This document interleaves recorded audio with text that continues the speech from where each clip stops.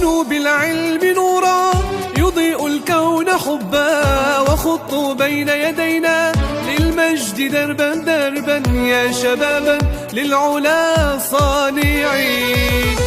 قد آن أوان القمة شدوا عزما لمهمة وطوفوا. الصلاة والسلام على سيدنا محمد وعلى آله وصحبه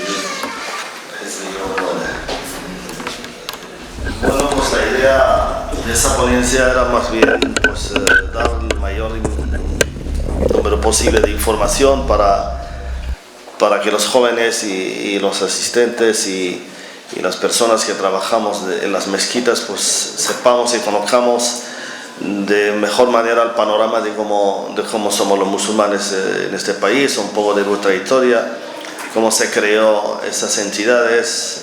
Sabemos que hemos pasado por varias etapas, España también, de dictadura de Franco a un reconocimiento, a un cambio de constitución, a reconocimiento de la ley de libertad religiosa, luego a reconocimiento a los musulmanes como notorio arraigo en este país, después de la expulsión del Islam y de los musulmanes de este país. España se sentía en aquel momento que tenía una deuda con la comunidad musulmana y la judía y quería reconocer de cierta forma esos derechos de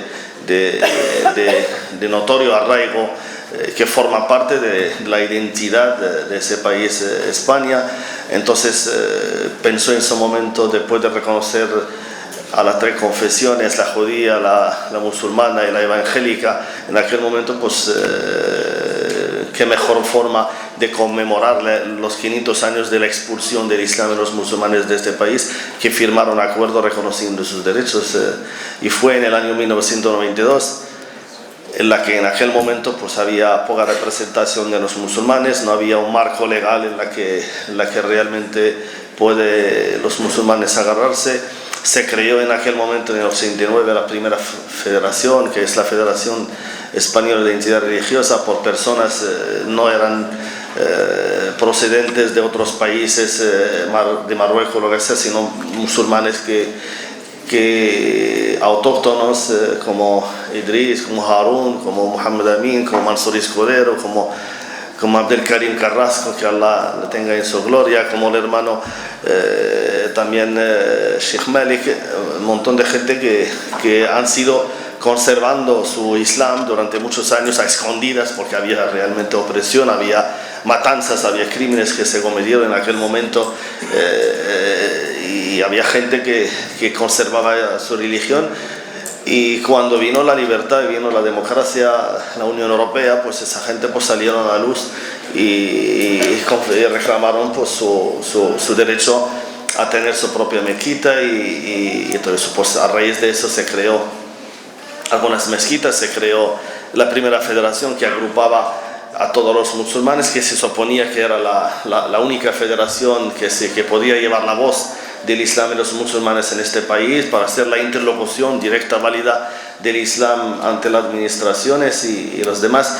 Pero ocurrió lo que vosotros ya sabéis todos, se creó otra federación, se dividió, se ha hecho una división en las filas de la representación, se creó la otra federación, y el Estado en aquel momento pues ya entró en negociación con las demás confesiones para reconocer esos derechos, que nosotros nos sentimos muy privilegiados. Los musulmanes de España creo que somos los únicos que tenemos ese privilegio de haber firmado un convenio con un Estado no musulmán reconociendo esos derechos, aparte de nuestros derechos como musulmanes, que ya está recogido en la Constitución española, y con eso se rige cualquier ciudadano, sea de la confesión que sea. Eso es algo importante, pero fracasó. El problema interno de los musulmanes de nuestra organización empezó en aquel momento, cuando el Estado ya tenía cerrado los tratos con los evangélicos y los judíos, pues tenía que firmar, y ahora mismo se encuentra con un problema, que hay dos federaciones y no puede firmar con dos federaciones. Entonces ahí se creó de la noche a la mañana otra entidad que no era necesaria en aquel momento, pero necesaria para la firma del acuerdo, que es la Comisión Islámica de España, que empezó mal, que ha tenido un parto prematuro incorrecto. Por eso no ha funcionado la Comisión Islámica de España desde aquel momento hasta ahora, porque empezó con las divisiones, empezó con con la lucha interna que realmente debilitó nuestra fuerza. Y todo eso lo hemos hecho en un congreso, contándolo a primera mano de la gente que vivía en aquel momento. Hemos conmemorado los 25 años de la creación de esta federación, y aquella gente, pues algunos de ellos por desgracia ya no están con nosotros, ya fallecieron, y contaron a primera mano realmente lo que se vivía en aquel momento. Y a partir de ahí, pues el panorama del Islam pues, también ha cambiado las necesidades de los musulmanes, hemos cambiado. Éramos 200.000 o 120.000 en aquel momento a 2 millones de musulmanes casi. Empezó la inmigración en los años 90, empezó existencia de los musulmanes en todas las comunidades autónomas. Era necesario crear mezquitas. Ahí pues la gente no tenía el conocimiento suficiente para poder abrir una mezquita. Se empezó a bombardear todos los telediarios hablando de garajes fantasmas, de mezquitas inexistentes. Era un poco el panorama, un poco perjudicaba más bien la imagen del Islam en los musulmanes. Y ahí se empezó a crear otras formaciones, otras federaciones a nivel autonómico de las que pueden solucionar el problema diario de los musulmanes en la propia comunidad autónoma, porque en la feria en aquel momento Neucide, en la Comisión Islámica, tenía pues la capacidad para poder atender a todas las peticiones y tampoco tenía el mecanismo suficiente. El acuerdo, como hemos dicho, era un buen acuerdo, muy buen acuerdo con 14 artículos, pero había algo que fallaba ahí, en la que el Estado en ese momento no estaba dispuesto a firmar, que era el lado económico, financiero, porque para desarrollar todos esos acuerdos y esos artículos pues se necesitaba una parte muy importante, que es la financiación. El Estado en aquel momento pues no quería firmar, no solo con los musulmanes, sino con las 3 confesiones, que no quería financiar, porque el Estado piensa que no debe financiar al culto, a una entidad religiosa, pero sin embargo estaba financiando a la Iglesia Católica. Entonces el Estado en aquel momento pues decía: no vamos a firmar con las 3 confesiones porque tenemos pensado en este año romper con la Iglesia Católica y dejar de financiar a la Iglesia Católica. Pasaron 27 años, no se han financiado a las 3 confesiones, que son las musulmanas, pero sin embargo todavía no se ha roto el acuerdo con la Iglesia Católica. O sea, hay una confesión que sí realmente está recibiendo pues una financiación para suceder, y hay otras confesiones, que es la musulmana, judía, evangélica, que por desgracia pues no tenemos esa misma oportunidad o ese mismo derecho. No podemos los musulmanes pues o dedicar una parte de nuestra declaración del RPF a la confesión musulmana, mientras pues otros pues sí pueden. Entonces ese fue uno de las cosas que quedaron pendientes de solucionar en aquel momento. Pero bueno, el acuerdo de cooperación es un acuerdo, como bien ha dicho, pues es un acuerdo que hay que leerlo. No sé cuántos de vosotros aquí ha leído ese acuerdo de cooperación.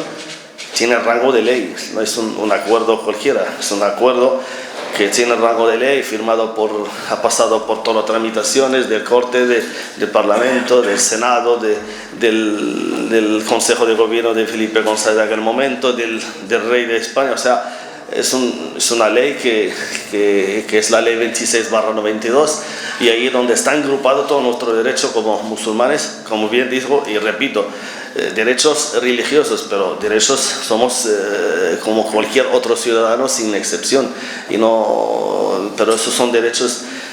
Yo creo que habría que leerlo, habría que estudiarlo, habría que ver realmente esos derechos. Muchas mezquitas se encuentran a veces sin saber absolutamente nada que hacer, y empiezan a luchar por algo que ya está conseguido, porque ya está en esta ley. Solamente lo que hay que hacer es desarrollarlo. Entonces pues ahí vino las federaciones regionales, se creó la Federación Islámica de Murcia, luego FEMCOBA de Cataluña, de Comunidad Valenciana, en Andalucía. Se empezaron a crear pues otro tipo de representación e interlocuciones, y aquel momento pues el Estado también se encontró ante un problema, porque no solamente ya hay una federación o 2, sino ahora mismo pues se encuentra con que hay 17 federaciones. Hoy, ¿cuántas federaciones hay? Hoy hay 24 federaciones regionales. Entonces El problema de la interlocución es un problema interno nuestro que tenemos que solucionar. Existe una comisión islámica, es verdad, yo estuve al frente de ella durante 4 años. Hay un montón de trabajo que se puede hacer, pero hay cosas que no da lugar hoy para explicar ni mucho menos, pero la realidad es que esta Comisión Islámica no representa realmente a todas las voces de la comunidad musulmana, y eso es un peligro porque no se está llevando a cabo pues con las administraciones y las demás lo que realmente reclaman los musulmanes. Si en una Comisión Islámica solamente hay una federación o dos, mientras hay otras 22 que están fuera de ellas, ni participan ni saben realmente lo que ocurre, ni trasladan tampoco pues su preocupación, ni pueden participar en proyectos, ni en cambio, ni en reformas, ni si les ha sido consultada en absoluto. Para mí eso es un peligro y que hay que advertir, que realmente una comisión, una entidad que no goza por la legitimidad y el derecho de toda la comunidad musulmana, de poco para los musulmanes sirven. Ahora que es la única puerta para poder desarrollar y encontrar mecanismos de desarrollar esos derechos. Esta ley pues nos permite, primero lo que ha dicho, pues gracias a esa ley pues hoy podemos decir que hay más de 1.700 lugares de cultos en mezquitas, en la que no te exige absolutamente nada más que tener unos estatutos, abrir un local, dedicarlo a los fines que se pretenden estar recogidos en esta ley, y abrir una mezquita cuando realmente en aquel momento era un gran problema. Era un problema que la gente, pues por desconocimiento, por no tener la información suficiente, por no tener a unas entidades que le pueden asesorar para poder abrir una mezquita, pues ocurrían un montón de cosas. Hoy, alhamdulillah, el panorama ha cambiado totalmente. Esas federaciones han hecho un trabajo grandísimo, porque ese problema que había anteriormente hoy no puede existir. Hoy no podemos hablar de que el problema es que tenemos mezquitas que no se reconocen. Vino luego la fundación, ayudó mucho en conocer realmente esas mezquitas, se enseñó un poco de cómo se debe gestionar, cómo se debe presentar un proyecto. Se trabajó durante un par de años o 3, esas entidades, las federaciones hicieron un montón de encuentros de formación, vinieron la gente de la fundación, empezaron a presentar proyectos. Todas esas cosas ayudó de una forma u otra a organizar mejor, aunque al final la fundación daba 2.000 euros y tal, pero fue realmente una ocasión de cambiar el chip, que la mezquita no es solamente aquel garaje de lugar de culto y de oración que abre 5 veces al día y se va, sino sí, la fundación ha abierto un poco más el ojo, que realmente hay mucho papel y mucho trabajo que se puede desempeñar y muchas actividades que alhamdulillah que hoy día se hacen en todas las mezquitas. La mezquita hoy día no es aquel lugar solamente de rezar, sino ahí se hace educación, se trabaja con los niños, con la mujer, con los jóvenes, con la sociedad civil, con los vecinos, con un montón de cosas que realmente ese es el fin que queremos llegar y que debe tener cualquier otra mezquita. Hay un registro, una cosa muy importante, que cualquier registro, cualquier mezquita pues tiene un registro donde acudir, donde inscribirse, donde tener inscrita o anotada su representación legal, en caso de en caso de cambio de consejo de gobierno, de junta directiva, pues hay un registro. Anteriormente era solamente el no católico, hoy día alhamdulillah pues ese registro cada vez va de una forma mucho mejor.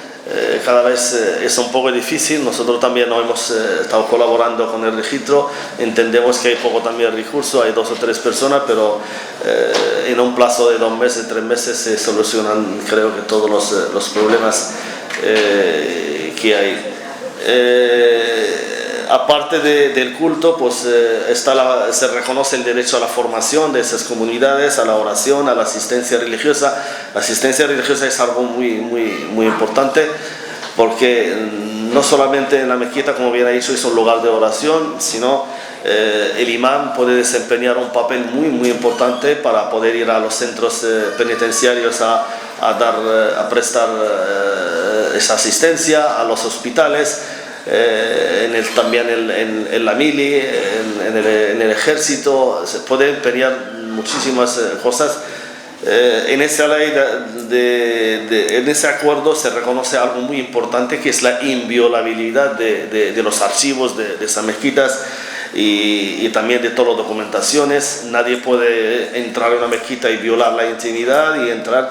Hemos visto casos de abuso por parte de algunas fuerzas de seguridad que han tenido que entrar a las mezquitas de una forma tal, porque a veces o por desconocimiento o a veces por aprovechar de la desinformación de la gente de las mezquitas y se han cometido pues algunos abusos que nosotros en este momento ya lo hemos denunciado, pero todos los lugares que están en nombre de esas entidades religiosas no deben ser violadas bajo ningún concepto y deben ser denunciadas. Por eso se ha creado ese observatorio, se ha creado un montón de instituciones que pueden llevar a los tribunales cualquier tipo de abuso contra el Islam, contra los musulmanes, contra cualquier tipo de abuso.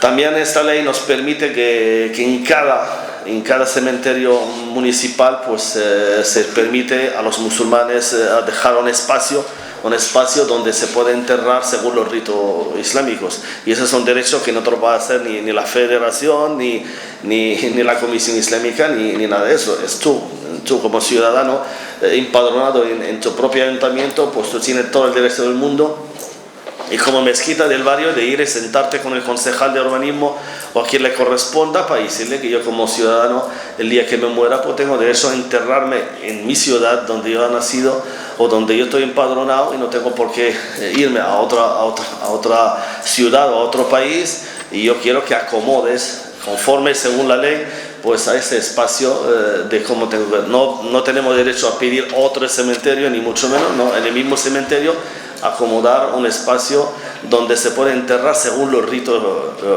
islámicos. La Fundación y la FER y la Comisión Islámica en su momento empezó a elaborar una guía de cómo, porque era verdad, se hablaba con muchos alcaldes y se les reclamaba que abriera un espacio donde podemos enterrar, pero es que había voluntad, muy buena voluntad por parte de muchos alcaldes, pero es que faltaba el mecanismo.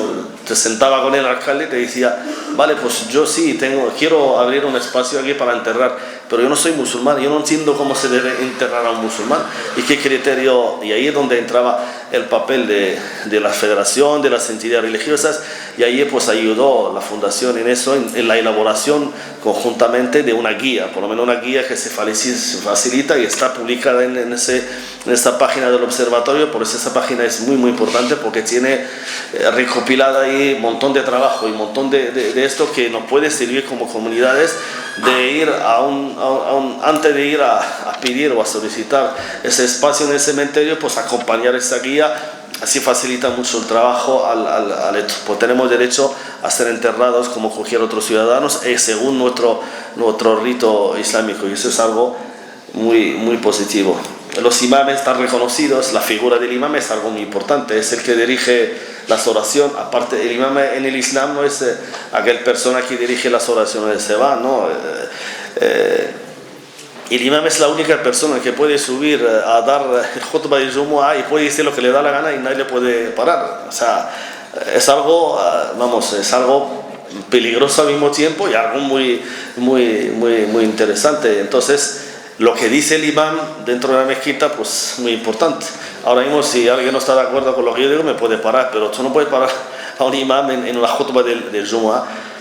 Por eso la figura del imam es tan importante y el discurso que da también es tan importante, y ese es el problema que nosotros tenemos que trabajar todos juntos para tener ese imam español, con mente, que conoce la ley, que conoce su entorno, que conoce todo para poder tú emitir una fatwa. Pues tiene que ser conocedor de tu entorno y conocer el idioma. Tenemos imames, por desgracia, que no salen de la mezquita, que no conocen la realidad, que no ven la televisión, y a veces pues buscan su propia ruina. Yo he ido a mezquitas y he encontrado con imames que hablan y dicen cosas que son delitos. Decirlo es delito que te puede llevar a la cárcel, pero por desconocimiento pues empieza a dar, y al final pues pues esa formación y ese trabajo con el imam es importante. Pero es mucho más importante que en el futuro, en la próxima generación, habrá de vosotros y habrá de los jóvenes, pues unos imames, o habrá personas que cogen la rienda de negociar y de hablar. Pues ese discurso hay que controlarlo y hay que trabajar sobre ello. Por eso, como no se ha hecho el trabajo bien, no se ha contado con la comunidad musulmana, la FER ha presentado un montón de proyectos para la formación de imames antes de que ocurra cualquier asunto.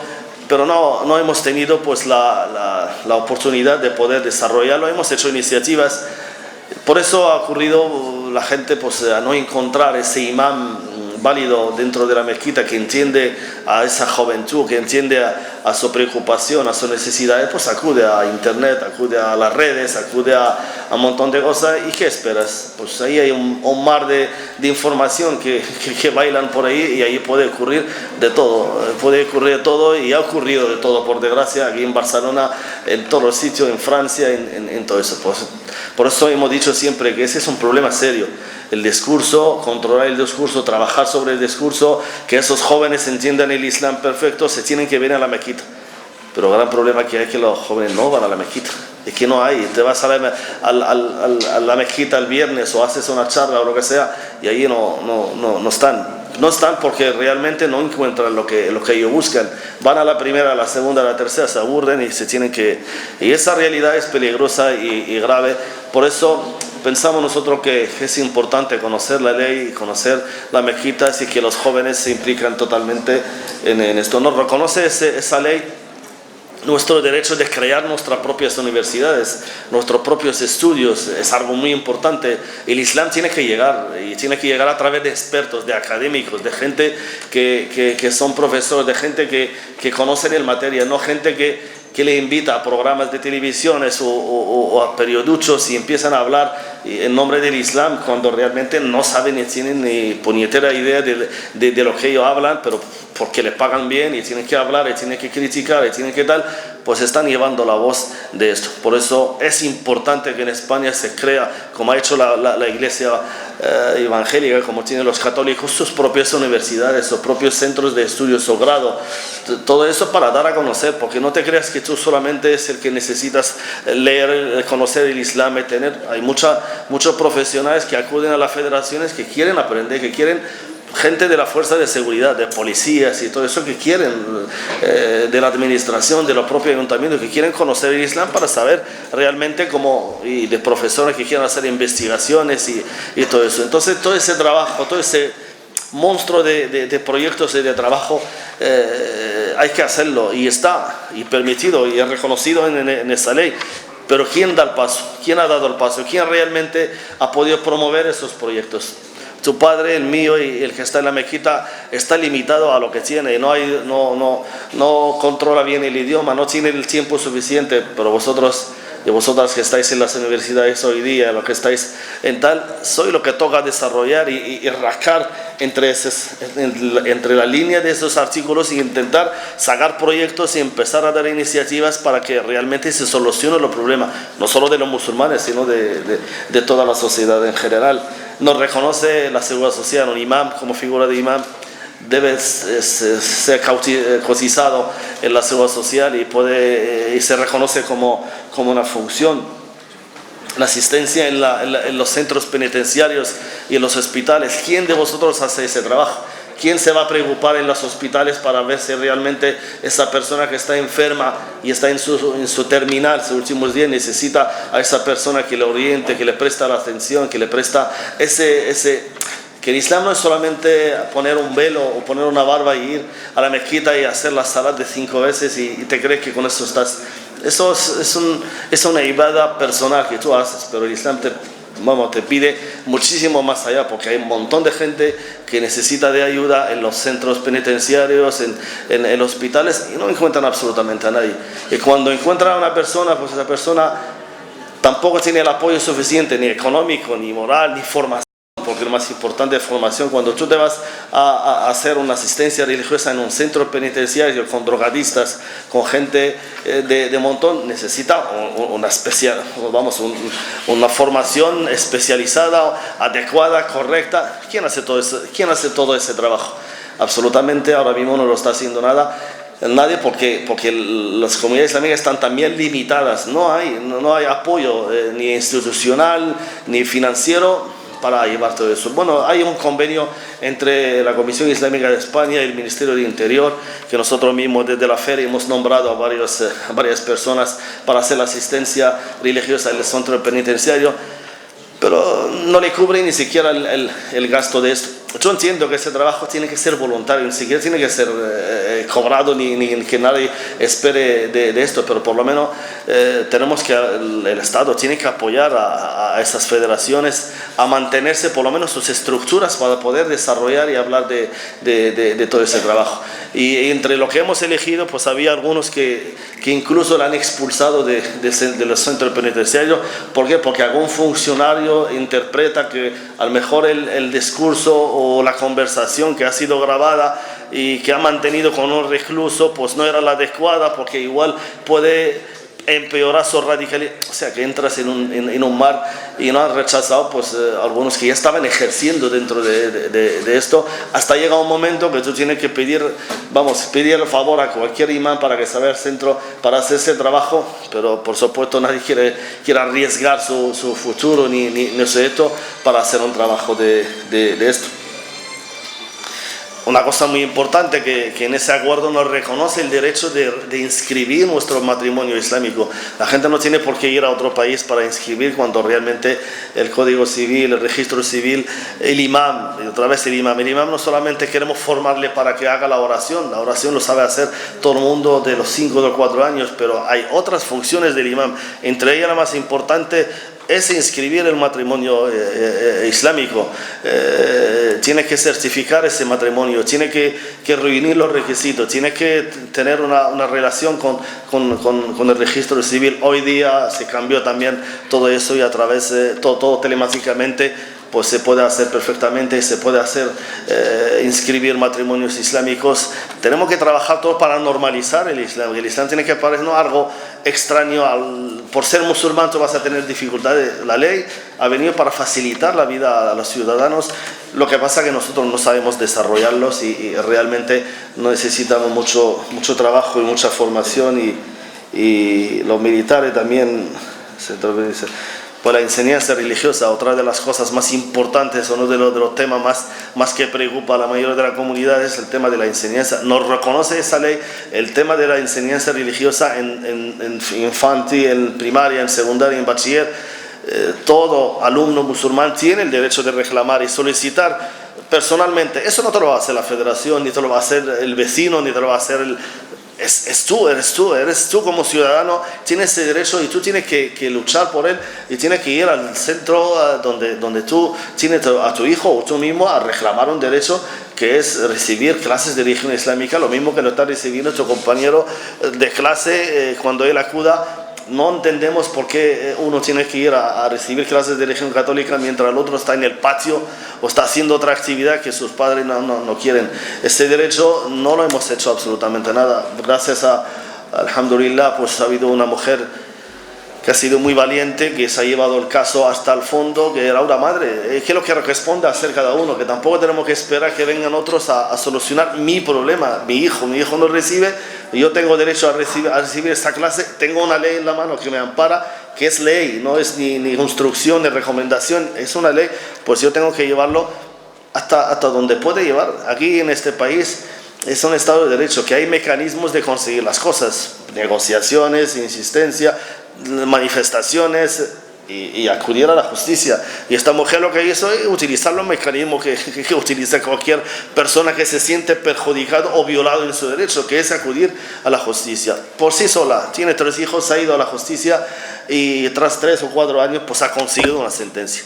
Y gracias a esta sentencia judicial, en la que fracasó en la primera, en la segunda, pero al final ha conseguido, ha sido más valiente que cualquier otra federación, con cualquier otra mezquita que reúne 2.000, 3.000 personas de fieles que hacen el Jumu'ah. 2.000, 3.000 que hacen el Jumu'ah, no ha sido ninguno capaz de hacer lo que ha hecho una mujer en La Rioja, y ha conseguido que sea la referencia para que todas las comunidades autónomas pues cogen esa sentencia y se vayan a cumplir la ley.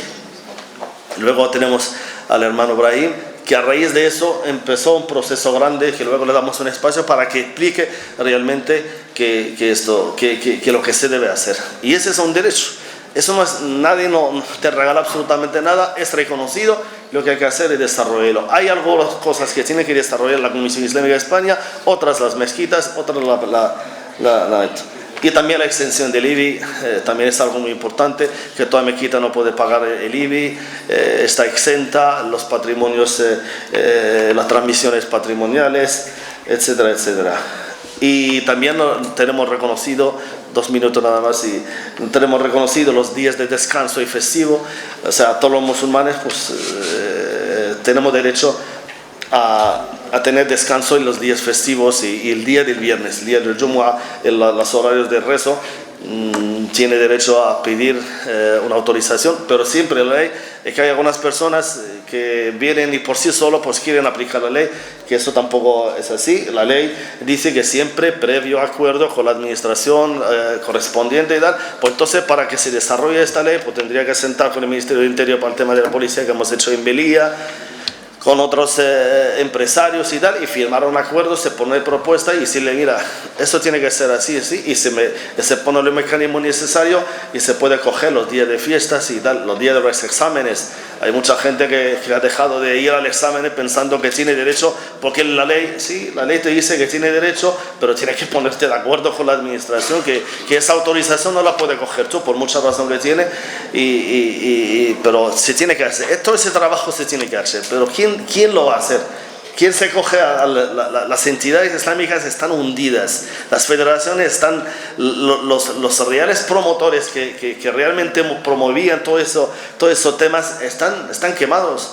Están casi, después de 10 años de trabajo no han encontrado el apoyo suficiente, sea moral, sea institucional, sea económico, para poder solventar todo eso. Bastante se hace con solamente tocar e intentar buscar soluciones a esto. Y el patrimonio islámico, yo de eso no quiero hablar porque esto es otro tema, que es un tema un poco delicado. La ley te reconoce que los musulmanes tienen derecho a tener y contabilizar esos patrimonios, pero vete tú ahora al de la mezquita de Córdoba o a de tal y decirle que eso es musulmán o eso no es musulmán, pues ahí se arma lo que no. Esto. Mejor ese artículo 12, para mí 13, ojalá se lo hubieran quitado, porque eso me ahorraría, porque nosotros no estamos buscando realmente ni las instalaciones ni nada de eso, sino más bien al ser humano y trabaja con las personas. Y el tema de halal es algo también muy importante, que es el último punto de esto, que los musulmanes tienen derecho a sacrificar sus animales conforme a los ritos musulmanes y que debe haber entidades certificadoras de halal para garantizar que realmente la carne o la comida que comen los musulmanes rige por la ley y por los ritos islámicos. Es un tema también complicado, se ha hecho mucho trabajo, ahora mismo hay algunas empresas que están en el mercado, que están certificadas, algunas son buenas, otras menos buenas, pero es un tema también que se ha hecho un montón de trabajo que no da lugar hoy aquí a explicar. Yo creo que deberíamos reflexionar, sobre todo los jóvenes, los que han tenido estudio, lo que saben y lo que están haciendo el derecho para ser abogados, jueces, todo eso es un ámbito muy, muy importante para desarrollar y trabajar y todo eso. Espero con todo esto ha podido hacer un poco, llegarle un poco como tal panorama de cuál es nuestro derecho y ahora ya la pelota es vuestra, haga lo que da la gana, pero ya estáis informados. Para que la opinión se